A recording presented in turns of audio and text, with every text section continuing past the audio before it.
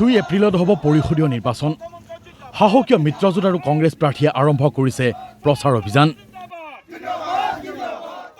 পুনৰ ক্ষমতা দখলৰ আশাৰে NDAৰ প্ৰাৰ্থী টংকেশ্বৰ ৰাভাই ব্যাপক প্ৰচাৰ আৰম্ভ কৰাৰ সময়তে টংকেশ্বৰৰ প্ৰকৃত পৰিচয় বিচাৰি হাইৰাণ হৈছে কংগ্ৰেছ প্ৰাৰ্থী। টংকেশ্বৰ মই ৰাভা শব্দটো মোৰ মুখত নাহে। তেওঁ কি হয়, যিটো NRCৰ লিগেচি ডাটা, সেই লিগেচি ডাটাত এইটোৱে প্ৰমাণিত হৈছে যে তেওঁ আচলতে জনজাতীয় ব্যক্তি নহয়। তাতে শৰণীয়া, কিন্তু শৰণীয়া সকলো জনজাতি নহয়। শৰণীয়া মানে জনজাতি নহয়।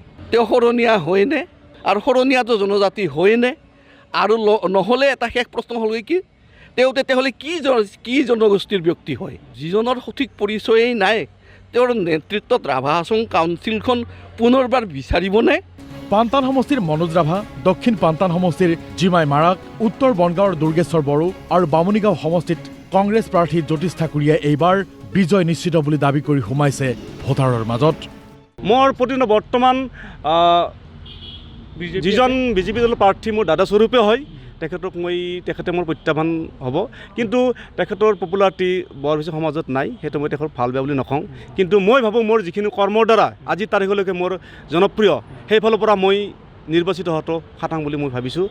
ইফালে বকো পৰিষদীয় সমষ্টিত NDAৰ প্ৰাৰ্থী সুমিত ৰাভাই আৰম্ভ কৰিছে ৰোড শ্ব'।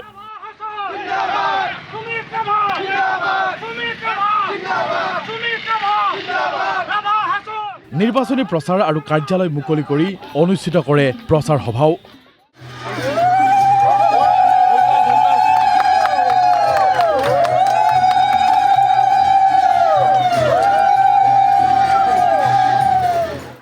এই পৰ্যন্ত হাহিম আৰু খলিহাকোট সমষ্টিৰ পৰা NDAৰ দুই প্ৰাৰ্থী নিৰ্বাচিত হৈছে বিনা প্ৰতিদ্বন্দ্বিতাৰে। সমষ্টি দুটাত ৰহস্যজনকভাৱে দুই কংগ্ৰেছ প্ৰাৰ্থীয়ে প্ৰত্যাহাৰ কৰে মনোনয়ন। ৩৬টা সমষ্টিত আমি ইতিমধ্যে বিনা প্ৰতিদ্বন্দ্বিতাৰে ৩জন জিকিবলৈ সক্ষম হ'লোঁ। এটা সমষ্টি হ'ল জয়ৰামকুছি, তাততো কোনোৱে মনোনয়ন দাখিল নকৰে।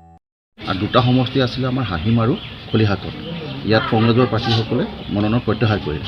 এই তিনিটা সমষ্টি ইতিমধ্যে আমি বিনা প্ৰতিদ্বন্দ্বিতাৰে জিকিব কাৰণে সক্ষম হোৱা বুলি আমি ক'ব পাৰোঁ। 19,458টা ভোট ইয়াত আমাৰ আছে, আৰু ইয়াৰে আমি সৰহ সংখ্যক ভোট আমি পাই বিপুল ভোটত পাই আমি জয়যুক্ত হ'ম, এইটো নিশ্চিত। এঘৰি যুঁজাৰ পূৰ্বে দুই কংগ্ৰেছ প্ৰাৰ্থীৰ পলায়নে বহন কৰিছে অন্য এক ইংগিত।